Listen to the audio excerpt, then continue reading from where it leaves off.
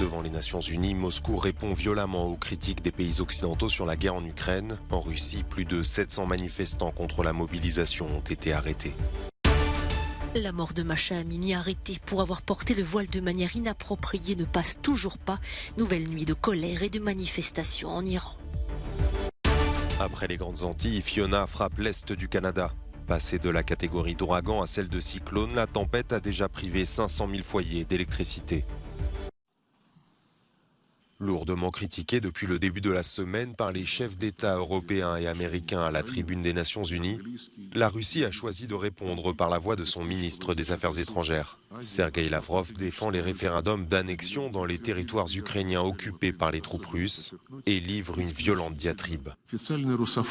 La russophobie officielle en Occident est sans précédent. Son ampleur est grotesque. Ils n'éprouvent aucune honte en dévoilant leur intention d'infliger une défaite militaire à notre pays, mais aussi de détruire et de fracturer la Russie. À Moscou, mais aussi dans d'autres villes de Russie, des opposants manifestent contre la mobilisation partielle décrétée par le Kremlin. Celle-ci pourrait concerner 300 000 personnes. Selon OVD Info, une organisation russe spécialisée dans le décompte des arrestations, au moins 710 manifestants ont été arrêtés sur la seule journée de samedi. Ce même jour, Vladimir Poutine alourdissait les peines encourues en cas de désertion ou de refus de rejoindre les rangs de l'armée, désormais passible de 10 ans de prison. En Iran, la colère ne retombe pas après la mort de Masha Amini, une jeune femme arrêtée pour avoir montré quelques mèches de cheveux. La répression non plus. Sur ces images, des manifestants sont dispersés à coups de gaz lacrymogène. Depuis une semaine, les grandes villes d'Iran s'enflamment la nuit. Des manifestations contre le port obligatoire du hijab. Ce foulard qui recouvre les têtes des femmes se termine dans le sang. Déjà 35 morts selon les autorités iraniennes qui démentent toute implication, au moins 50 selon des ONG. Et les arrestations se multiplient, plus de 730 personnes interpellées, accusées d'avoir participé à ces rassemblements. Vendredi soir, le ministre de l'Intérieur iranien a de nouveau affirmé que Masha Amini n'avait pas été battue par les forces de l'ordre. Une version qui ne passe pas à Erbil au Kurdistan irakien. Quelques centaines de Kurdes se sont rassemblés devant les bureaux des Nations Unies. Objectif, dénoncer le meurtre de la jeune femme et les féminicides en Iran. Masha Amini, 22 ans, a été arrêtée à Téhéran pour port de vêtements inappropriés. Elle est décédée 3 jours plus tard pour des raisons toujours inconnues.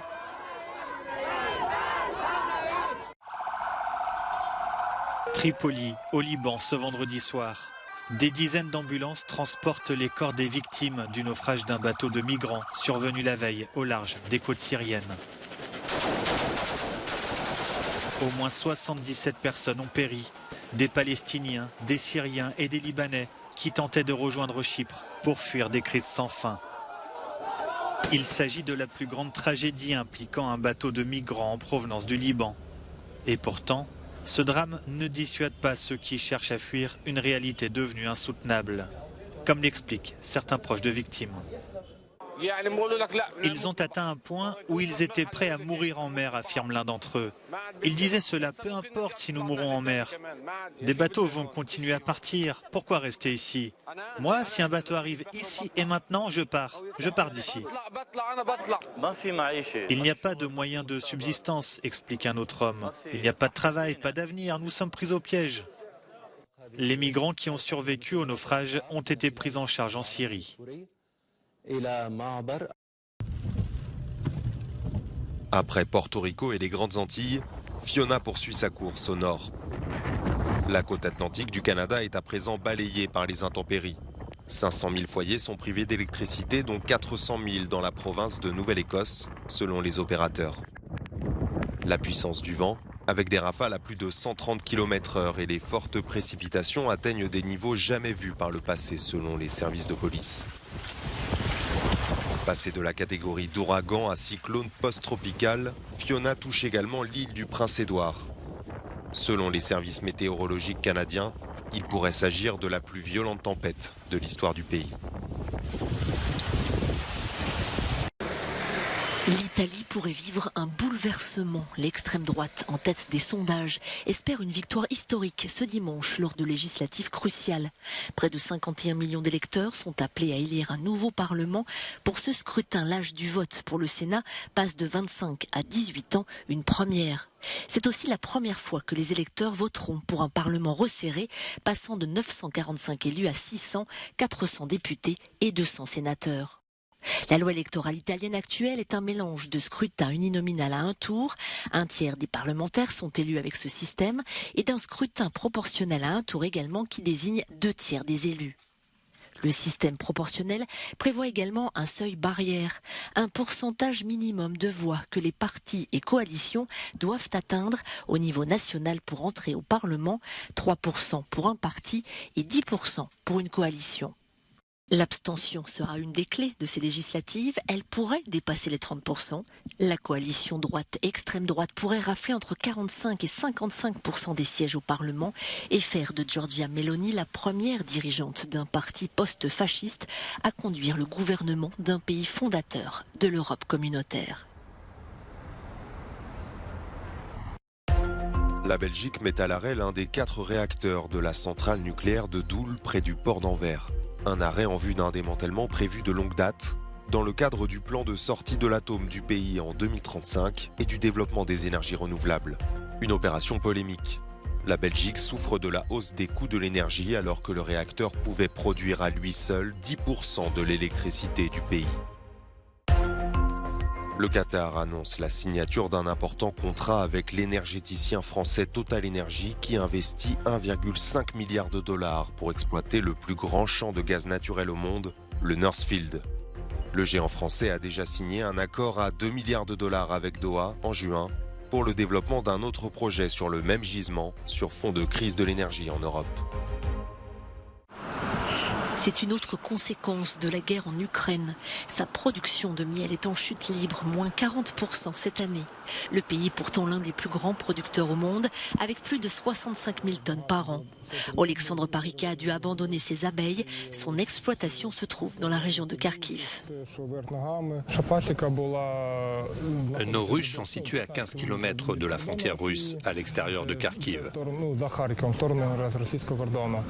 À cette époque, c'était en février, les abeilles étaient en hibernation, mais je leur ai laissé de la nourriture.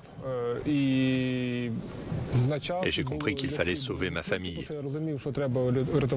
Il fallait sacrifier quelque chose, alors nous sommes partis en laissant les abeilles. Seule la moitié de ces ruches ont survécu aux attaques de roquettes. Il a quand même réussi à produire du miel, une demi-tonne cette année contre 2 l'an dernier. Denis Soldatov, vice-président de l'Union des apiculteurs, est pessimiste pour l'avenir. L'Ukraine a sa ceinture de miel qui va du sud à l'est du pays.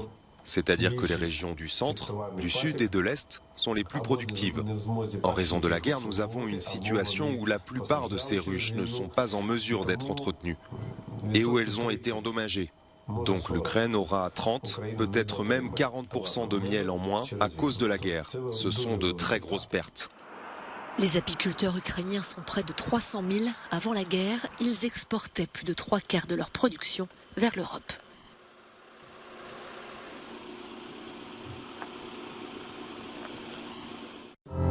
Des femmes qui n'ont pas obtenu la reconnaissance qu'elles méritaient. C'est ce que souhaite mettre en lumière le Tate Modern de Londres en exposant les œuvres de Maria Bartusova.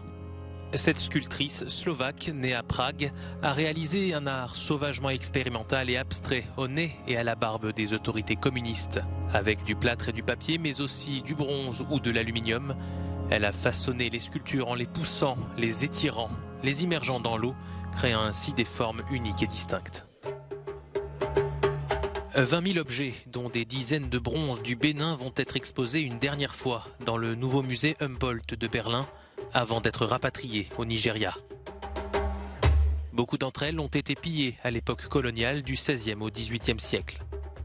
Originaires du royaume africain du Bénin, ces pièces s'inscrivent dans le cadre de la reconnaissance progressive par Berlin des crimes commis par l'ancien empire allemand, notamment du génocide en Namibie.